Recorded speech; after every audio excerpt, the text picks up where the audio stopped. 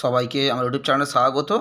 তোমরা যারা ক্যালকাটা ইউনিভার্সিটির আন্ডারে সিসিএফের আন্ডারে তোমরা যারা পড়াশোনা করছো সেমিস্টার 1 কিংবা সেমিস্টার 3তে এবং তোমাদের হিস্ট্রি রয়েছে, তোমরা যারা সেমিস্টার 1-এ পড়ছো তোমাদের হিস্ট্রির যে সিসি 1 পেপার, এবং তোমরা যারা সেমিস্টার 3তে পড়ছো তোমাদের মাইনরে হিস্ট্রি রয়েছে তোমাদের MN 1 পেপার। এই সিসি 1 এবং MN 1 একই পেপারের নাম হলো history of India from the earliest times to 300 BCE, অর্থাৎ ভারতের ইতিহাস প্রাগৈতিহাসিক যুগ থেকে 300 খ্রিস্টপূর্বাব্দ পর্যন্ত।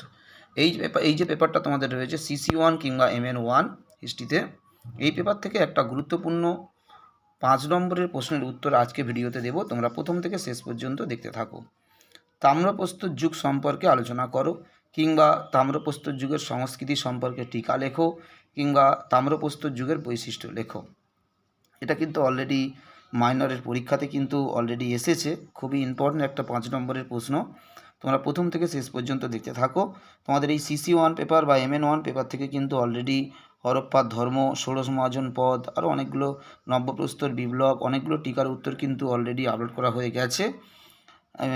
আগের দিন তোমাদের মেহেরগড় সংস্কৃতি এই টিকাটা আমি আপলোড করে দিয়েছিলাম। তোমরা যারা প্রথমবার আমরা ভিডিওটা দেখছো অবশ্যই তোমরা এই উত্তরগুলো লিখে নিতে পারো।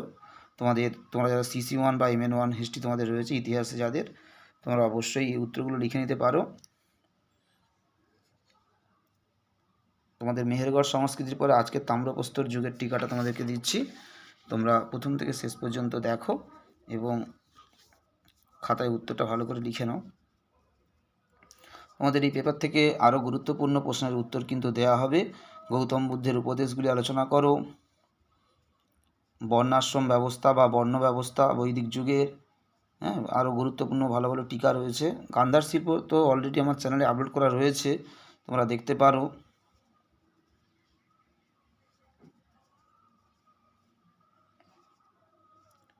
তোমাদের আর কোন কোন পেপারের নোট লাগবে অবশ্যই একটু কমেন্ট করে জানাবে, আমি সেই পেপারের নোটগুলো অবশ্যই বেশি করে আমি আপলোড করে দেব। সবাইকে নমস্কার।